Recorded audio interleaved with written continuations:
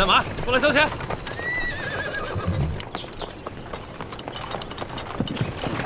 慢点啊！怎么了？我们要过去。废什么话？到那边交钱。交钱。军爷，我们过路要交什么钱啊？要想过关，先交税钱。哦，税钱。怎么不走了？主子，这军爷说了，他要收您的过路钱啊。哎呀，过路钱，你们天天在这收吗？这位军爷，你这收的什么钱？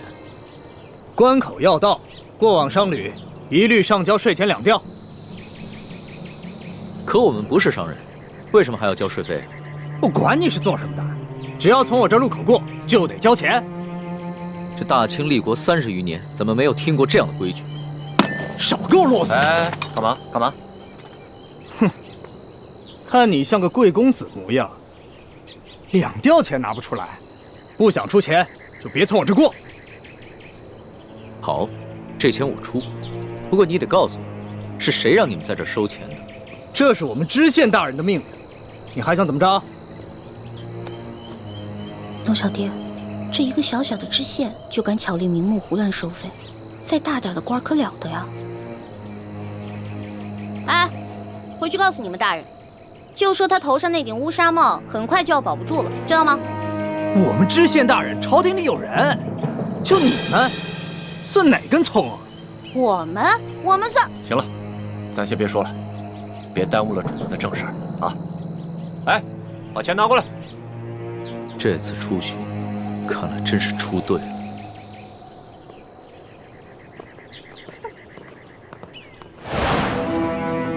哎，进城交税。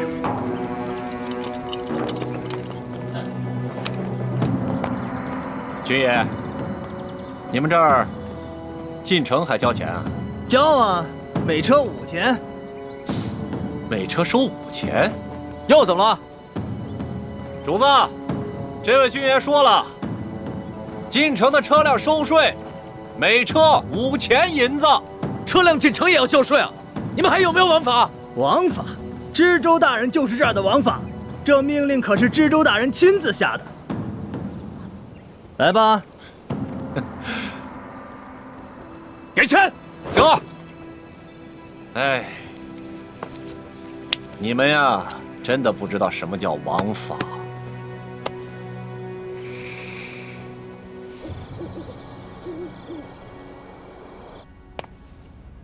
朕自入山西以来，一路所见，民多疾苦，而各地方官各自为政。朕一日行100余里，竟连遇3处关口，巧立名目收取税费。过往商旅都被迫缴纳所谓道路修补款项，贪污之风可见一斑。念及民生之苦，朕实不能寐。老大，都记下来了吗？放心吧，全记下来了。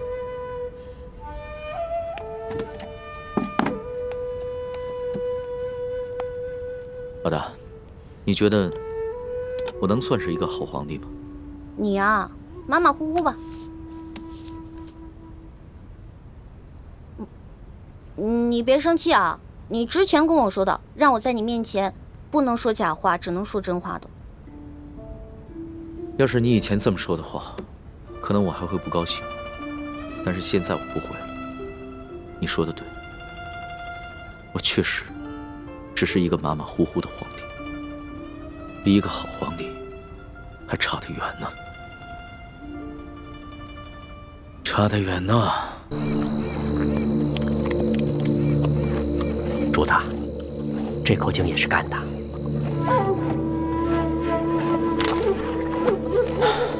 进入山西以来，这旱情是越发的严重了。是啊。老人家，这口井也没水了。啊，这儿也没水了。哎呀，这可咋办呢？老汉带的水早就喝光了，此去我女儿家中，这还有10几里路呢。老人家，我这儿还有一壶水，你先拿去吧。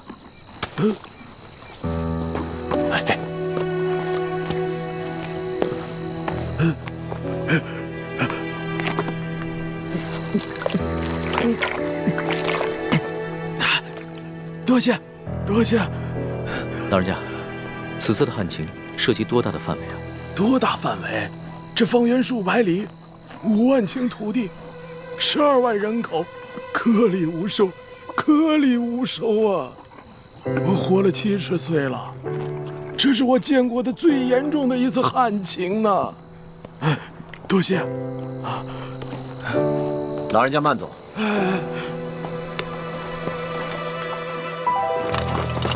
主子，启禀主子，这个小村庄有几十户人家，房子都挺干净的，咱们借宿没问题。只是这村子人烟稀少，好多房子都空着，显得有些诡异。为什么？这些民房都好好的，有一些一看还是新翻修过的，怎么会没人住呢？是啊，房子是挺新的，就是没人住。也许这儿不久之前遭过匪患吧。这户院子里倒是有炊烟冒出来，应该有人，我去看看。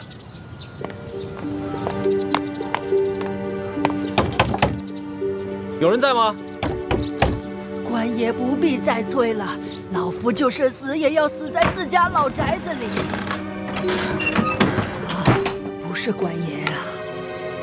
老人家，我们是过路的外地商客，错过了宿头，能否在这里借宿一宿？房钱要多少，随便你开。不必给钱，我们这个村子什么都缺，缺水，缺粮食，缺人，就是不缺空房子。你随便住吧。老人家，此话怎讲？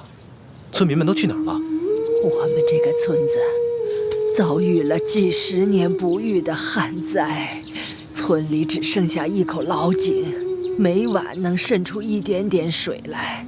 但凡有点办法的，都出去投亲靠友了；没亲没友但还迈得动腿的，也都到外面去行乞逃生去了。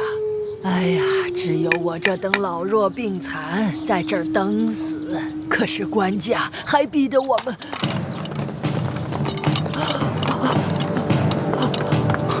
快保护主子！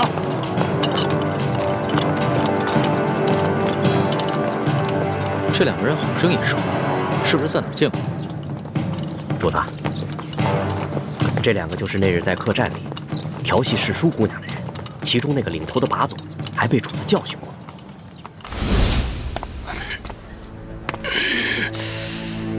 怎么回事啊，老杨？这还是个高手呢。吃瘪了吧？哦，干什么？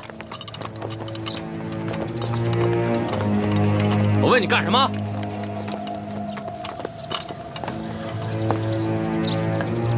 杨婆子，我还正纳闷呢，就凭你不敢抗命啊？原来是有这么一门富贵亲戚。裘老板，你可别牵连无辜，老夫哪儿来的这等富贵亲戚？他们都是过路的客商，在我家借住一宿，明天就得赶路的。路过的客商，让我瞧瞧。哎，咱们是见过的是吧？啊？哟，姑娘，你也在这儿呢，真是缘分呐！你是谁啊？我根本不认识你。你还好意思说呢？那是在客栈喝醉了闹事，他就是被我教训的那个。哎呀，羞死人了！原来你还是个朝廷命官呀！那日你当众调戏我家的丫鬟，就已经失了体统，你还追到这个村子来，没完没了是吗？你老杨，咱们今天来办正事儿的，你还穿着官服，收敛一点。也对，老子懒得理这些外乡人。几位，老子是来办公差的啊！杨婆子，怎么着？今儿个你是搬呢，还是不搬呢？不搬，老夫就是死也要死在我自己的房子里面。你敢公然抗命是不是？你是不是不想活了？老人家，你是不是将房子作价卖给了他们？卖给他们？客官，这房子是老夫夫家留下来的祖产，房子后面还有几亩良田，老夫家祖孙几代人就靠这点良田生活。如今虽然不幸遭遇了旱灾，可老夫也舍不得变卖这个祖产呐。这个裘老板仗着官府里有人，随便给了仨瓜俩枣碎银，就要强行圈走咱们整村的房田地呀！你闭嘴！老不死，裘老板给你安置费已经是大发慈悲了，你还敢在这里计较或多或少的？你信不信我现在就捆了你？行了行了，梁婆子，圈地的文书是巡抚衙门发的，你向几个过路的客商诉苦，有用吗？可是在下听说，顺治爷曾下过明诏，废止圈地。几位是读书人吧？啊，哼，看着就像，带着那么一股子迂腐劲儿。古往今来，这皇帝总说王子犯法与庶民同罪，但谁曾见过哪个王子犯法真与庶民同罪？就算是在皇城根底下，那些王公大臣不也是一大片一大片的圈地吗？皇上不也是睁一只眼闭一只眼吗？几位是过路的客商，我劝你们别多管闲事。听清楚了吗，老太婆？明日一早，我就带人来这里破土强拆。届时你还没搬走的话，那我就把你埋在这破房子里。老夫就在这儿等着你们，我就是死也要死在我自己的老宅子里面。哼！巡抚衙门令，凡是胆敢公开对抗官府者，皆按谋反论处，格杀勿论。所以今天老子就是杀了你，也是在执行公务。最后再问你一遍，搬还是不搬？不搬。那明白了。你既然铁了心不搬了，那也好。那你今天晚上就吃得饱饱的，免得明天做个饿死鬼啊！呸！看什么看？小心我把你双眼给挖出来！哟，瞧，富商家的丫鬟都不一样，脾气这么大，挖我眼珠子？来，挖，退下！干什么？真想打架呀？看清楚，爷可是巡抚大人的直属亲兵，你们要是真敢跟我动手的话，那就是造反！来呀！老杨，几位，老杨，这几个人呢，出言不凡，气度也不凡，像是有些身份的，别节外生枝。先回去，啊，先回去。走。几位，请吧。梁婆子，到底搬还是不搬？你可要想清楚了。诸位，告辞。哎，主子，这几个混账东西不给他们点教训啊？这些都是虾兵蟹将，没用的。老人家，再多吃点吧。不瞒你们说，我都半个月没见米香了。不怕你们见笑，我都喝了5碗了。老人家，听说这山西旱情已经惊动了朝廷，朝廷也已经拨了大批的赈灾物资，你们都没有分到吗？赈灾物资？哎呦，咱老百姓连1粒米都没见到过，一点都没有分到，1颗米粒都没见到过。老人家，我看你这儿冷锅冷灶的也有一段时日了吧？不是圈地有安置费吗？为何不拿这些安置费去买些粮食啊？别提安置费了，姑娘啊，不瞒你们说，就我们这样的地，按理来说，好歹1亩也值4、5两银子，可是上面他们只肯给1两啊，而且层层盘剥下来，有些关系的，运气好的也只能拿到几钱呢。像我这样的老不死，就只能拿几个铜板。老人家，这圈地一事已经违反了朝廷的政令，你们为何不上告啊？告？去哪儿告啊？老夫的儿子先去县衙告状，被他们拉了出去，一顿毒打，还给他胡编了一个什么罪，被他们连打带吐，回来以后连伤带气的没多久就扔下老夫去了。老夫的孙子不服气，借了些钱去太原府鸣冤，也被巡抚大人当盗贼发配关外，至今未归，一去不回，还怎么告啊？还有这等事？这山高皇帝远的，这圈地的人可是个通天的人。通天是当朝的大红人鳌拜，你知道吧？听说过。山西巡抚刘德昭，他就是鳌拜的门生，还有那个圈地的裘老板，他就是刘德昭继娶的夫人的小舅子。您说还到哪儿去告啊？可是听说鳌拜不都已经被皇上给查办了吗？你知道吗？瘦死的骆驼比马大呀！鳌拜这些年提拔了多少门生亲信，他们都大权在握，盘根错节，连皇帝都忌惮他3分。不然为何皇上就只把鳌拜卷进了呢？这官场上的事儿说不清，万一哪一天鳌拜东山再起，可怎么办呢？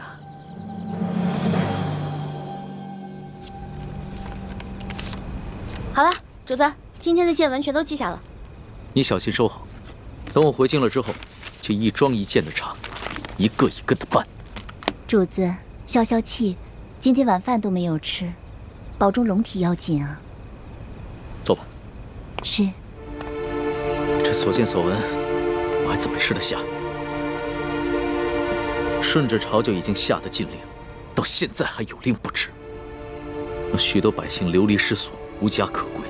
最重要的是，他们还敢鲸吞朝廷的赈灾粮款。你爹爹的密奏，所言非虚啊。主子，那咱们可得小心了。听说这山西官场，鳌拜残存的势力不可小觑，他们掌握的地方官兵足有上万。万一他们知道了主子在微服私访，起了歹心，可了不得。小不忍则乱大谋，只能暂且忍着了。可是，他们明早就要来强拆了，这些百姓们该怎么办？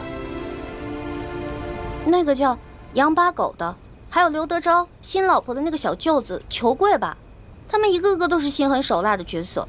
如果咱们一走，那几户宁死不搬的村民不得被他们活活给弄死啊？不会吧？这村子里还有几户人家，10几口人，我不相信他们敢全都杀了。主子还别不信，我在山东行医的时候也遇到过类似的事情，也是有几户村民不肯搬迁，那圈地的是鳌拜府上管家的表弟，直接派人在半夜里放了火，却推说是他们自己不慎烧了房子。那几户家人当中，有几个性子烈的，想要上京告御状，却在半路上被一伙身份不明的歹人给杀了，案件至今未破。啊，老奴老家也发生过这样的事情。那不搬的一家5口被灭门，却推说是得了瘟疫，其余人也都是敢怒不敢言。那怎么办呀？咱们可得救救他们呀，不然咱们走了，这些老百姓不得被那些豺狼给吃了？可现在书见伤势危急，我必须尽快赶过去看一看，听他详细汇报山西官场的情况。只有掌握了足够的证据，才能把这些豺狼一网打尽。那我们就眼睁睁看着这些豺狼把人给吃了吗？哎，诗书姑娘，现在主子的安危是最重要的。这俗话说得好，强龙不压地头蛇。主子您的身份是万万不可暴露的。这样吧，待会儿我们进村查一下，然后再做打算。这，哎，主子，您瞧，那户人家好像有人哎，你听，他们好像刚生完孩子。只可惜，明天一早就得拖家带口背井离乡。可怜的孩子。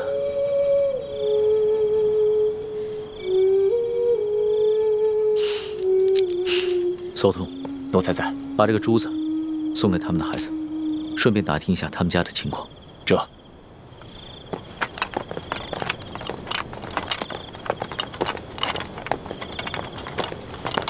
喜欢呢？刚刚还在我身后呢。这丫头又乱跑。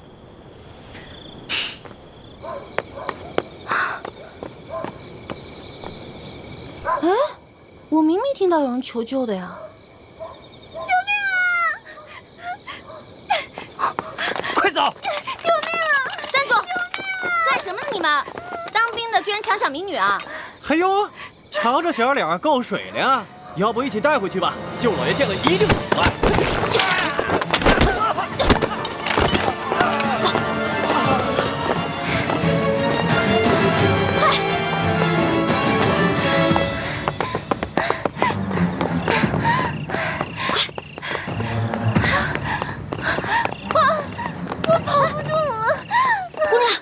没事吧？他们都追上来了。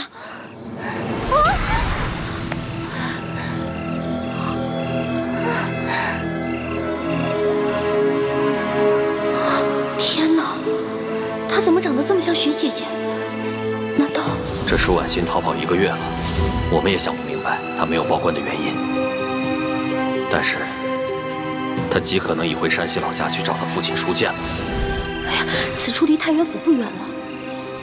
难道她就是从明珠谷逃出来的舒婉欣？可是她一个弱女子，为何不报官，却要独自千里迢迢逃回老家呢？花儿，一焕，花儿，你在哪儿啊？在哪儿啊？一焕，来，姑娘，咱们躲这儿，快点，就这儿啊，快！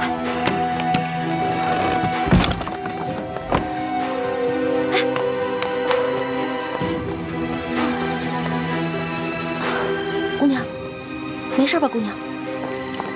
一焕，花儿，一焕。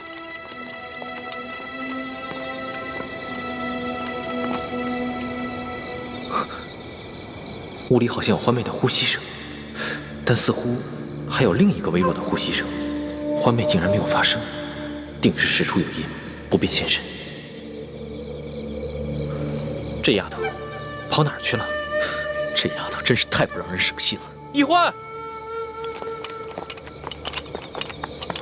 没事吧？你脸白成这样，是不是特别饿啊？来，姑娘，吃吧。啊，谢谢。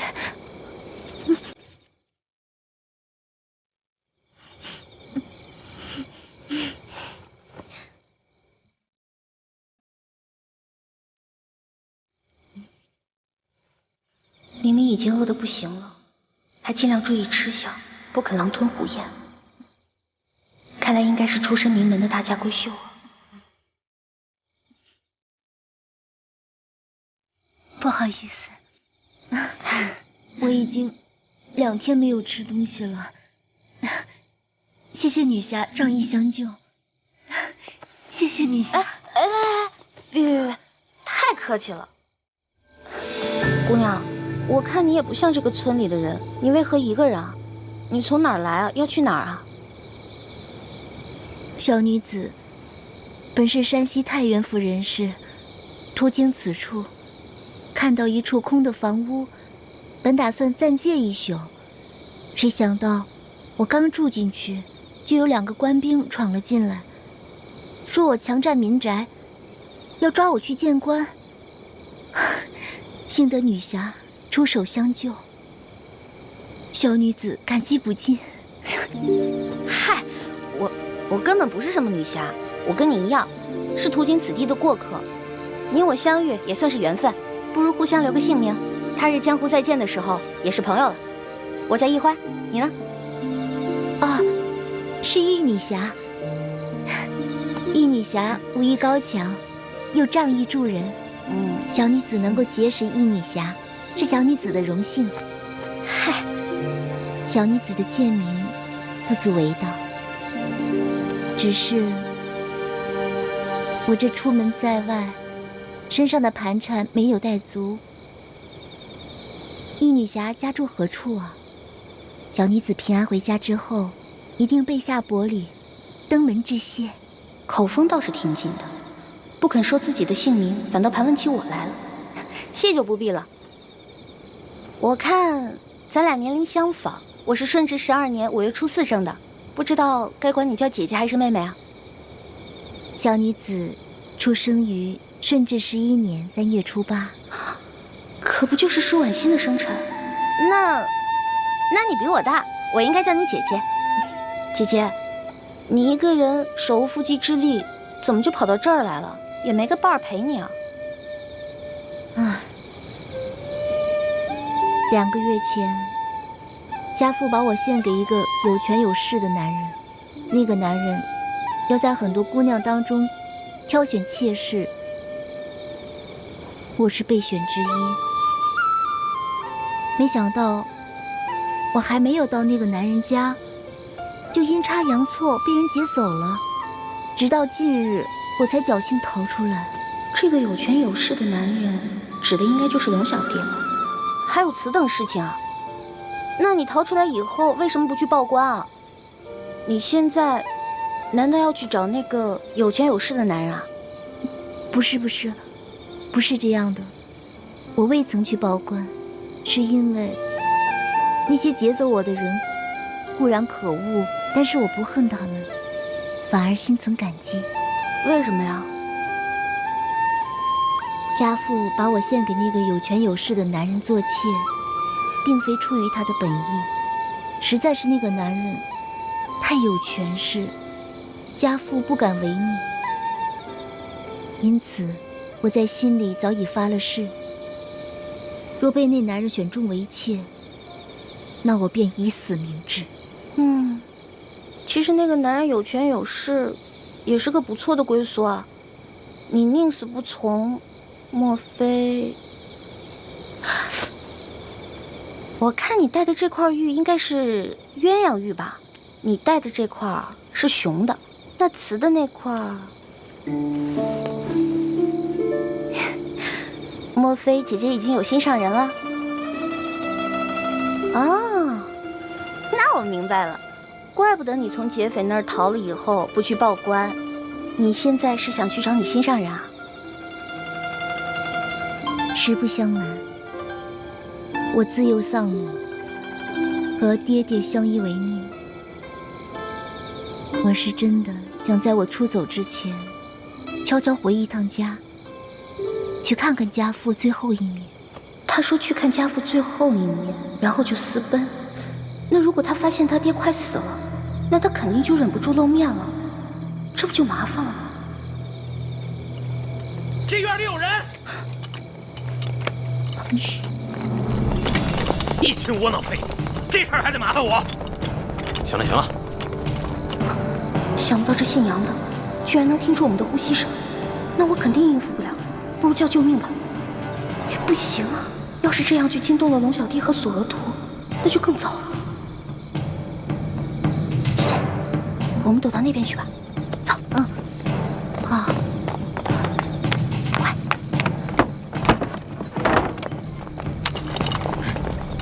怎么了？这边，快走，跟上。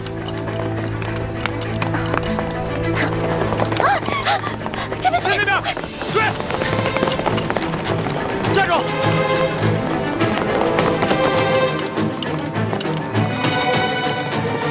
这一关到底跑哪去了？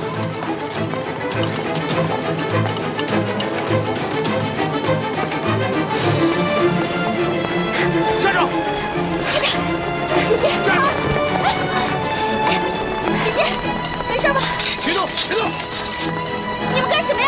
不干什么，来呀，拿下带走。是。等会儿，你不是？哎，老杨，哎，啊，这丫头不是跟那几个富商在一起的吗？啊，怎么了？我总觉得那几个富商没那么简单。找另外一个，这个不说，免得节外生枝啊。也行。啊，兄弟们，把这个带走。是。快走！不行，姐姐，后面，姐姐，快走！玉祥，快点！姐姐，姐姐，别喊了，现在没人能救。那边有好多人声，去看看。好，老实点，走。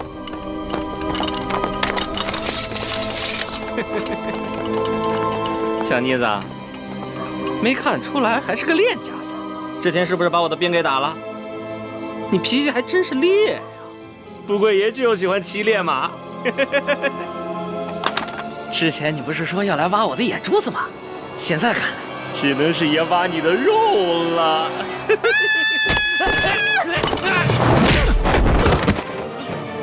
老大，你没事吧？我没事，没事。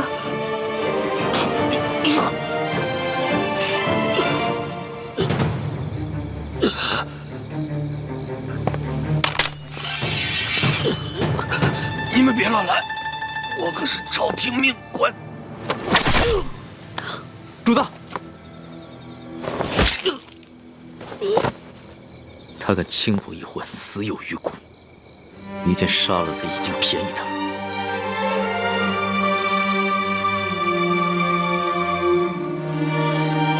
这还是我平生第一次亲自动手杀人。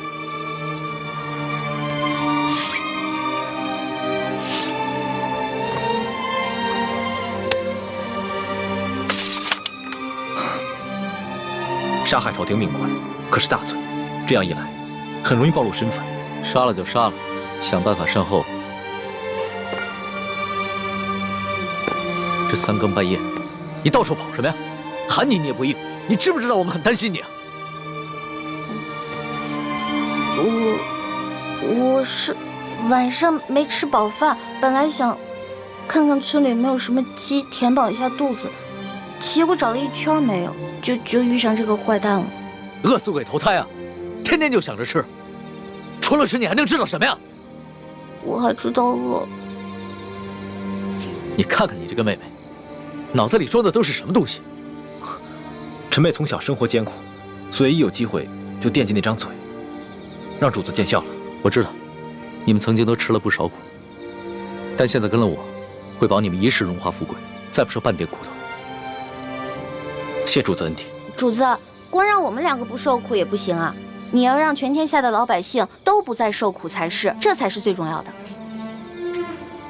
我知道，我的老大虽然贪吃，但不贪心，更不自私，心里边天天装着天下百姓，真是我的良师益友啊！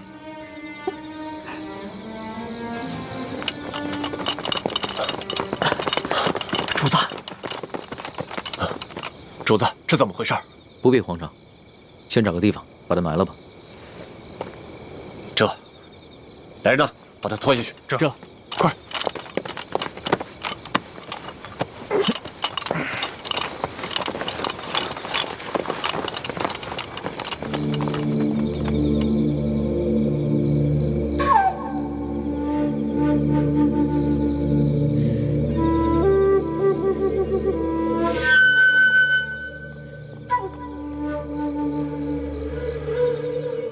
主子，那个杨八总的尸体，我已经在外面埋好了，同时奴才安排了人手守住了各个路口，现在连只苍蝇也不会再飞进来了。嗯，办得好。对了，再有人来打探消息的话，先不要杀掉，悄悄把他们拿下，找一个地方关押起来，到时候他们也是人证之一。这，还有，这村子里边剩下5户人家11口人。但他们全都是老弱病残。左土，挑几个可靠的人去找一个安全僻静之地，务必在天亮之前把他们全部转移。这，哦对了，他们都是老弱病残，就把我那辆马车拨给他们。这，马三，我们走。这，咱们也都准备一下，天一亮我们就要离开这个院子。主子，这才3更天，你先回屋休息吧。等我们收拾好了以后，再叫你出来。好，明儿再赶1天的路，就能见到书剑了。到时候肯定有很多事情要等着我处理，所以啊，我是应该好好养养神了。那我给您点一炉安魂香吧，不然你睡不好，又该胡思乱想了。不容易了，会体贴人了啊。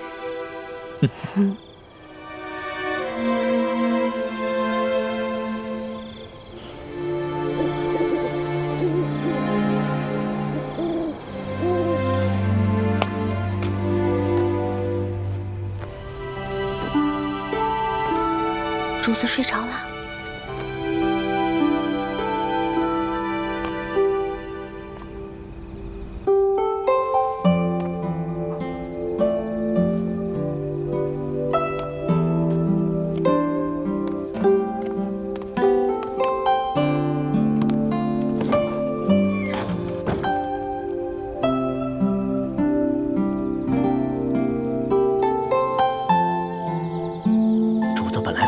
去的睡不着，闻了你一个什么香，马上就睡着了。你说，你到底给主子闻的是什么香？就是普通的安魂香，您放心吧，对身体无碍的。真的？真的，叔父，我怎么可能骗您啊？哎呦，你就不要再叫我叔父了，好不好？咱们最好是永远都不要认亲。哎呦，易欢，我求求你了，你千万不要对主子有什么不好的心思，更不能想着要去害他，否则连我都活不了了。哪有？我怎么可能害我的龙小弟呢？我也绝对不允许任何人害我的龙小弟的。你说的话，我也不知道是该相信还是不该相信。但是我告诉你啊，我伺候过3个主子，咱们现在的主子是最好最好的一个。哎，你不是说过要为什么？要为天下苍生、黎民百姓着想？哎，是不是这么说的？那你就更不要想着使什么坏心思，更不能害了主子，也不能连累我。哦，也不知道当初是谁帮着鳌拜给皇上一直下毒。那不也是迫不得已吗？再说鳌拜呀，也没有想害了主子，给主子下的药呢，主要是想扰乱他的心神，让他不能理朝政。可你们……哎呀，我们要想害他，在宫里早就害他了，何必等到现在呢？叔父，你就放120个心吧。说好了啊。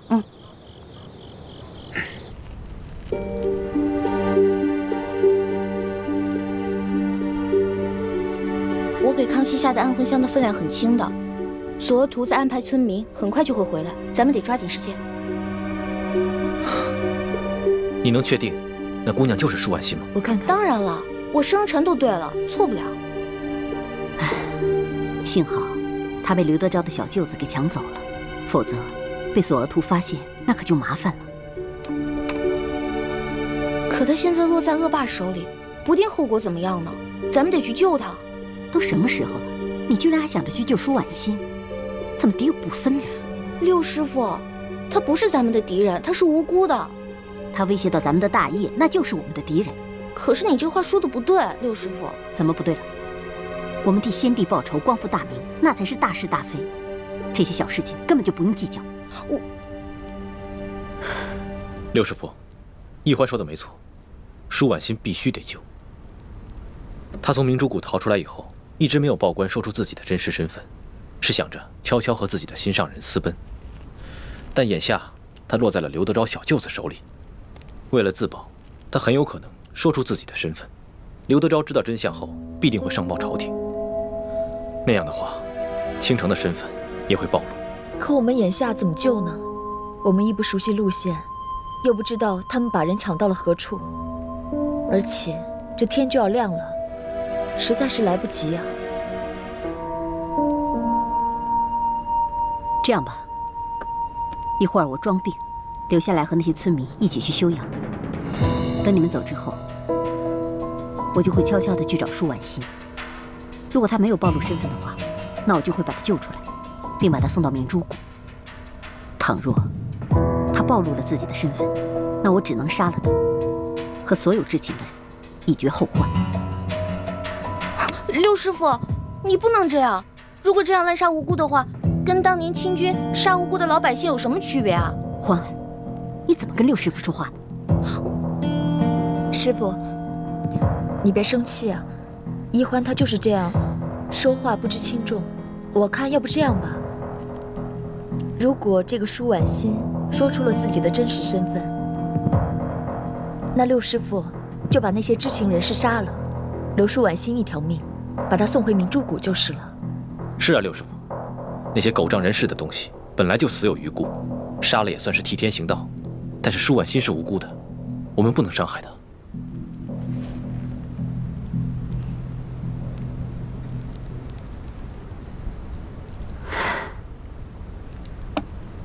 既然太子都已经这么说了，那就这么决定吧。谢谢刘师傅。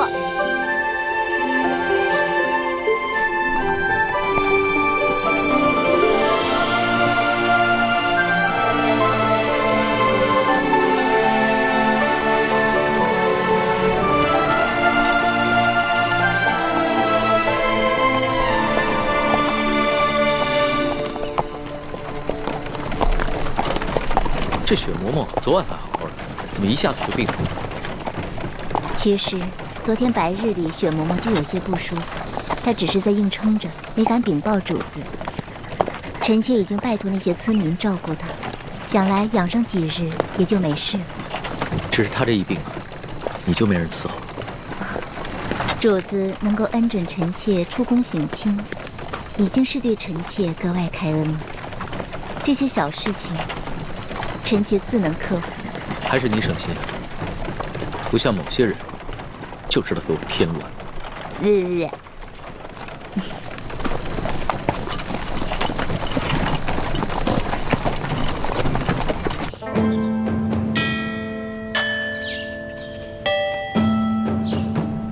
左徒派人送来了密奏，说皇上已经进了山西境内，应该很快就能悄悄地见到书剑了。这是皇上第一次微服出京，只愿皇上能托皇祖母的福，顺顺利利、平平安安的就好。玄烨他是爱新觉罗的子孙，他若是只在紫禁城的方寸之间长大，他怎么能够管好这万里江山？让他出去历练历练也好啊。纵然会有一些波折意外，但皇上乃天子之命，也必定能化险为夷。皇后不必太过担忧。妾身别的倒不担忧，只是不放心这李氏兄妹二人。你放心吧，哀家再三的嘱咐索图和李德福，让他们盯牢了李氏兄妹。况且李氏兄妹若要真的有图谋不轨，那在这宫里头早就应该下手了。既然他们没有异常举动，就说明他们的目标并不是暗害皇上。此次山西之行也能让皇上和我们大家都能看清楚，这李氏兄妹值不值得信任。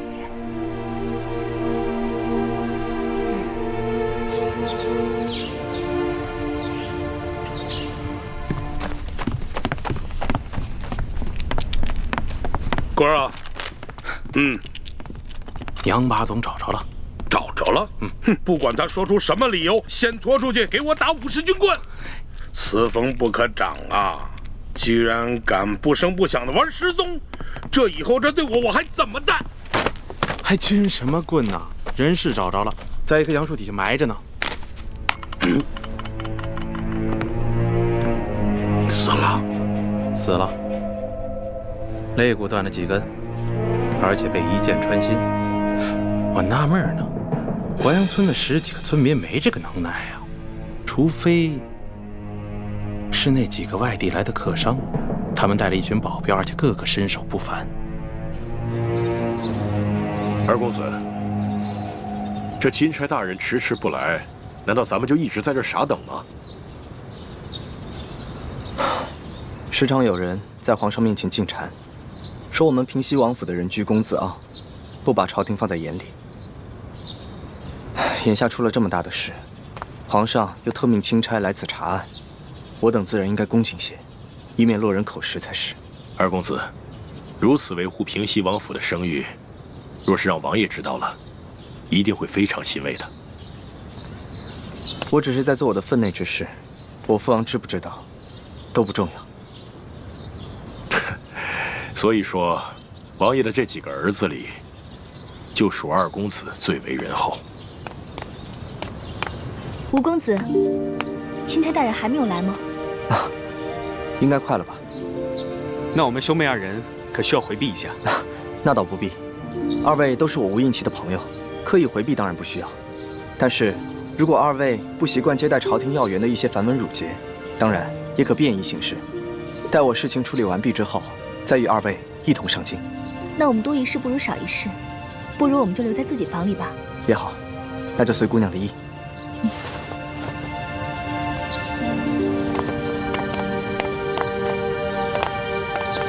秋贵啊，你的意思是说，杨把总是被这几个客商所杀？要我看，不但杨把总是被他们杀的，连那10几个失踪的淮阳村民，也跟他们脱不了干系。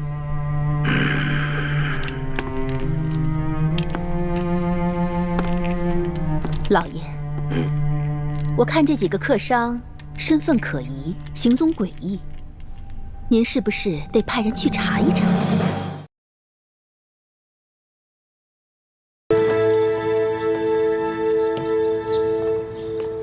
不知可是钦差大人到了？正是，二位是？卑职乃平西王麾下副将石青红。这位是我家二公子。你说的不错，这位就是钦差大人，姓龙，龙大人。吴应奇参见钦差大人，大人辛苦了。二公子果然是风神如玉，真是一表人才啊！是，虎父无犬子啊！钦差大人过奖了。啊，对了，二公子，这皇上特意命我悄悄护送丽嫔出宫探望舒大人。吴应奇拜见丽嫔娘娘。免礼。此事切勿声张，就我们几个人知道。卑职明白。舒大人现在的情况怎么样了？至今一直昏迷未醒。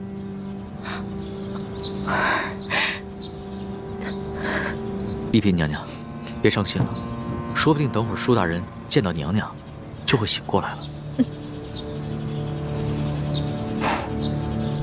秋官啊，你说这几个村民怎么会无缘无故的失踪了呢？而且这些剩下的村民皆是一些老弱病残，你说他们都去了哪儿了呢？要说他们杀了杨把总，是因为杨把总调戏了那个客商的婢女，他们失手杀人再埋尸，这说得过去。可是为什么要带走那10几个村民呢？这不合乎情理啊！难不成他们是想将这些村民留作证人，将来去京城告御状不成？有这个可能。华阳村的梁老婆子一直都是个刺儿头。哎，你想啊，他儿子告状被咱们给弄死了，他孙子接着告，咱们给他发配关外，他能跟咱们善罢甘休吗？而且就这么巧，那几个客商就投宿在他家里，他肯定没少说咱们的坏话。说，还有脸说？消气。既然知道这个老婆子是个刁妇，为什么早不处理啊？留下如此之祸患。我哪知道啊？他一个老婆子风烛残年了，有上顿没下顿，能活几天呀？谁成想半路杀出个程咬金，跑出这么几个客商来。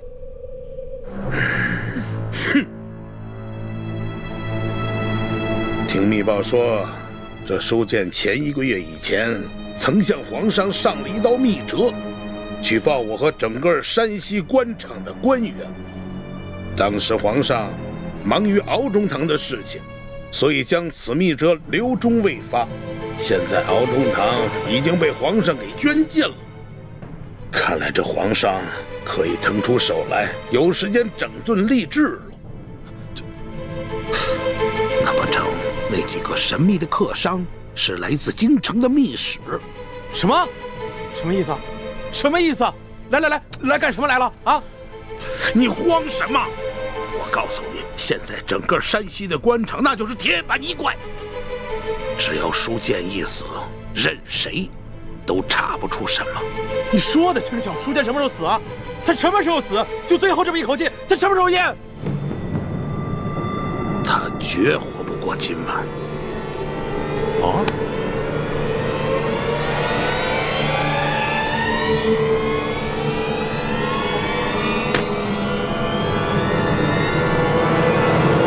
龙大人，您陪着丽嫔娘娘先去探望舒大人，卑职带着手下把这驿馆里里外外都搜查一遍，布置好安防。好，去吧。这，走。丽嫔娘娘，龙大人，这边请。娘娘。二公子，刚刚我家老爷醒过来了。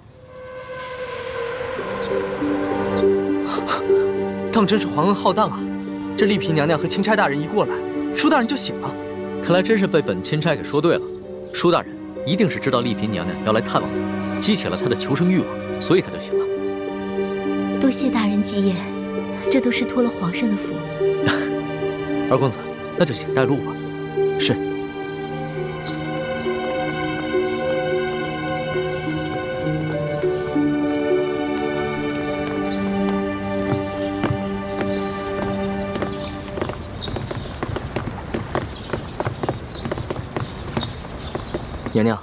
舒大人就在这个房间养伤。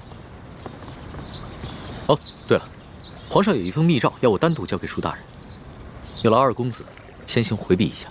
啊，好，那我等告退了。嗯。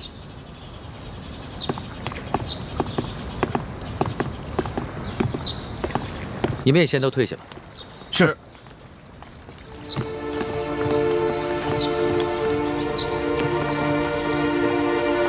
一欢，你们3个就先在门口候着。好，这婉心，等会儿见到你爹，一定要控制住自己的情绪，千万不能太过激动或者悲伤，要不然的话，很可能会刺激到你爹。这样的话，他的伤势很可能会更加严重。是，臣妾遵旨。进去吧。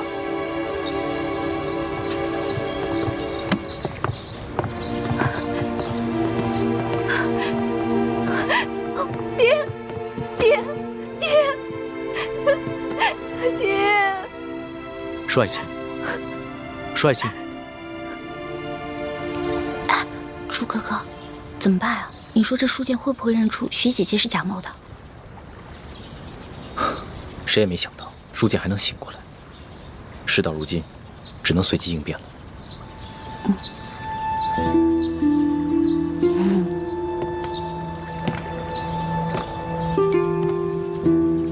你们2个在悄悄商量什么？什么都没说。我明明看见你们2个在悄悄商。你们一定有企图，我可告诉你们，我在这宫里30多年，好不容易才有今天，你们2个可不能让我连紫禁城都回不了。叔父放心，我保证，你跟康熙都能平安回京。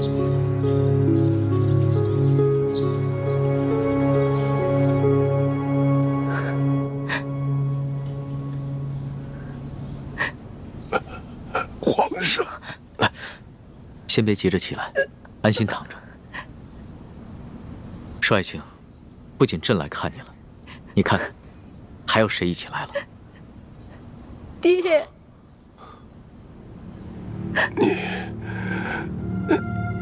你是？我是婉心啊。婉心，你怎么还戴着面纱呀？啊，臣妾有喜有忧，都糊涂了。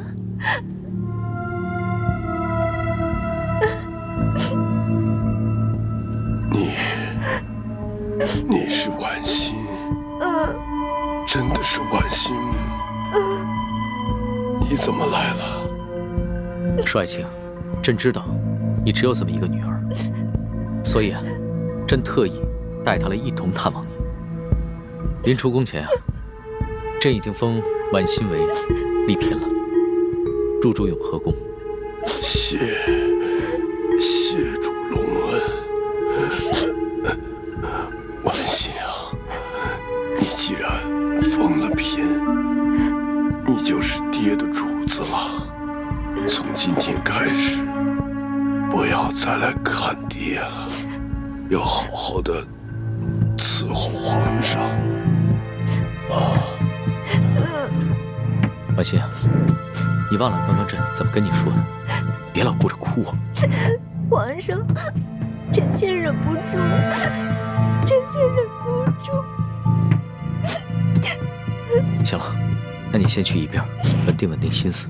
朕先和你爹说几句话。是。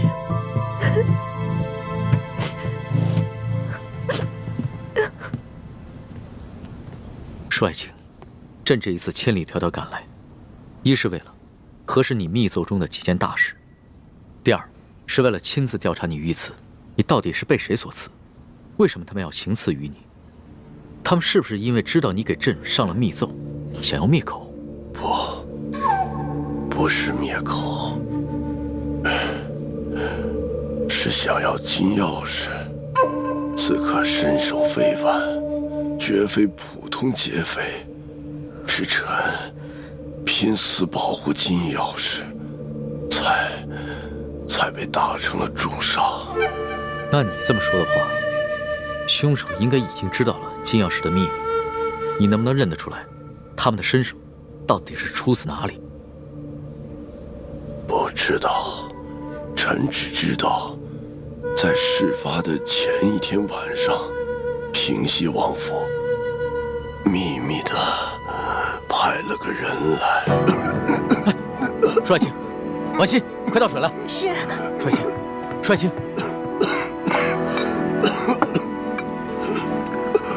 舒婉清，你先缓过这口气再说。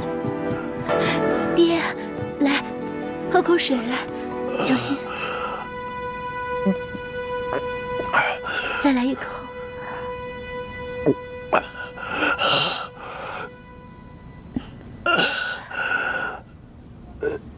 怎么样，好些了吗？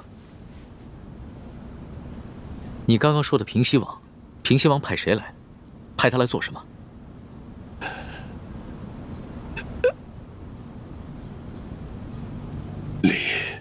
丽嫔娘娘，你怎么瘦了这么多，下巴也变尖了？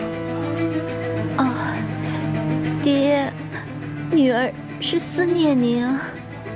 虽说皇上对臣妾特别好，可是女儿没想到爹爹您岁数大了，身边又没一个知冷知热的人，女儿这心里就放不下呀。可是你这眼神跟从前也不一样啊。爹，您糊涂了，女儿已进宫数月，哪能跟在家里当姑娘时一样啊？面色怎么也变了？这连日来赶路，女儿染了风寒，吃几副药就好了，爹爹不用挂心。啊！爹！舒婉清，舒婉清，舒婉清，李太医，李太医！主子，怎么了？你看看，舒婉清晕过去了。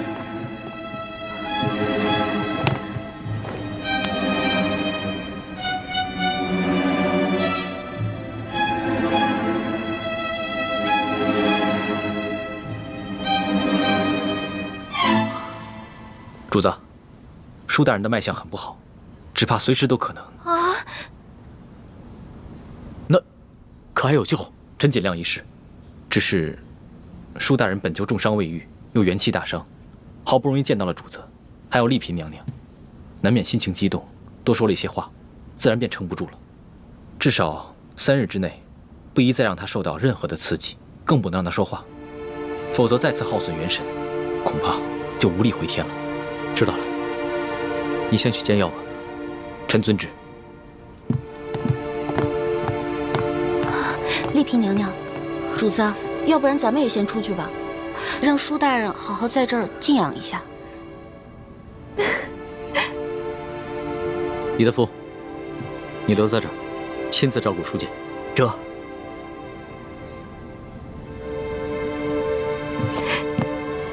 走吧。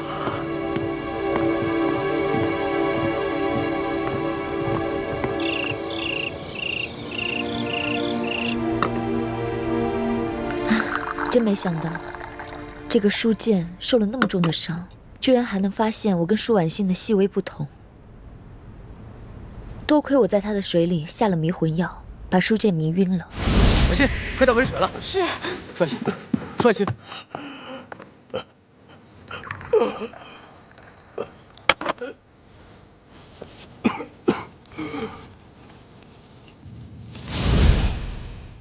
否则，他再多盘问我几句。就算我能应付得过去，康熙啊，也还是会起疑心的。也不知道六师傅找到舒婉欣了没有？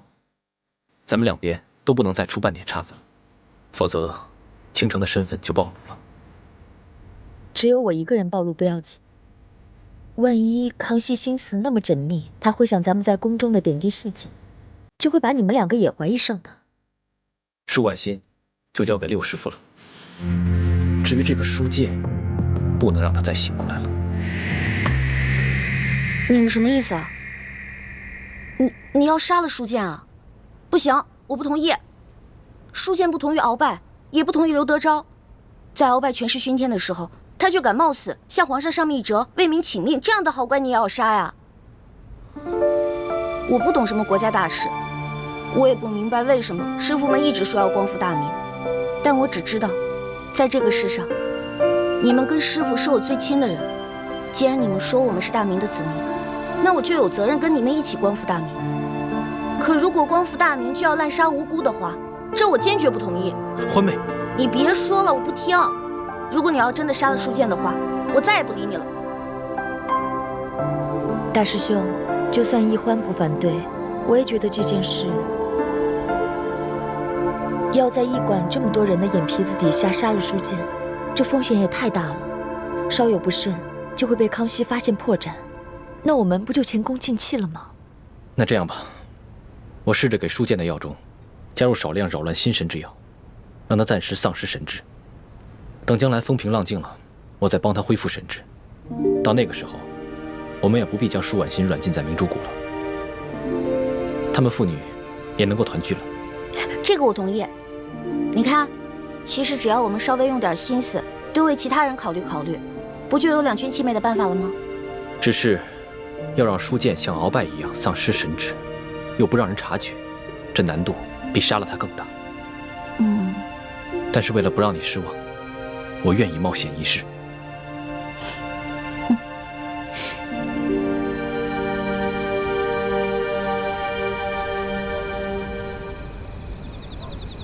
二公子，本钦差听舒大人说，就在案发的前一晚，平西王爷曾经派人来找过你。不错，事发前一晚，我父王确实派人来找过我，只因为我等刚出云南境内，就遭遇了一股劫匪，不仅我父王进贡的一些云南特产，还有一些值钱的财物，全都被劫匪给劫走了。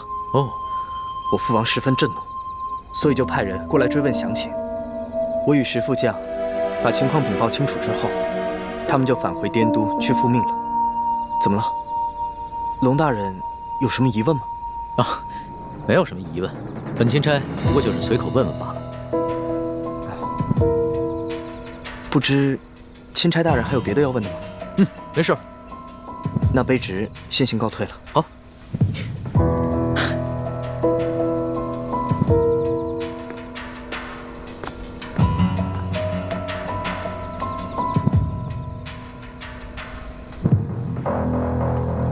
这吴应奇遇到舒剑之前，确实遭遇过劫匪，他们也向朝廷禀报过，所以我才会派舒剑护送他们进京。只是这平西王派人来，难道真的只是为了一些无关紧要的财宝吗？你怎么看？主子，您是不是怀疑这刺杀舒总兵的刺客和平西王有关？可是，如果这平西王早就知道这金钥匙的秘密，那何必先派自己的儿子把金钥匙送往京城，然后再派人半路去抢劫呢？那你觉得谁的嫌疑最大？奴才以为，这刘德昭可是鳌拜一手提拔的，鳌拜老奸巨猾，他会不会假意向皇上禀告这金钥匙的秘密，然后暗地里又派人悄悄地来劫呢？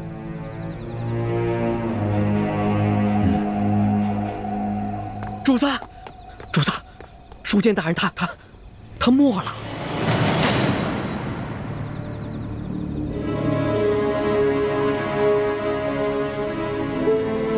奴才一直听从主子的吩咐，守在舒剑大人的房门外，就连一只苍蝇也不让飞进去。可是刚半夜的时候，奴才就腹内疼痛，我等不及换班的人来，就去了趟茅厕，前后才一盏茶的功夫。等我回来，舒大人他就……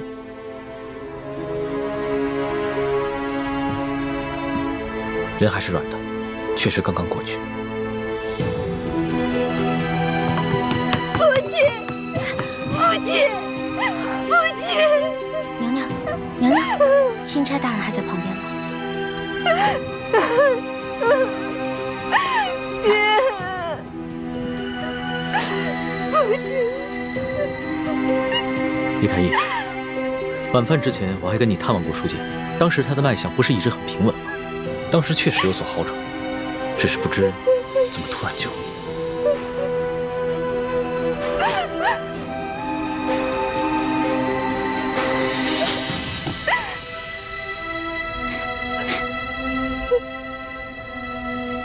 怎么了？有什么发现吗？舒大人身上有一股辽山参的味道，但是卑职所开的药方中并无此物。瑶山参，此药有毒吗？此药无毒，但舒总兵重伤之下命在旦夕，此时用大补之药，反倒成了他的催命符。所以你的意思，舒大人是被毒死的，是吗？可以这么说。舒大人冒死为民请命，如果还有人毒害他，那这个人就是是非不分、丧心病狂了。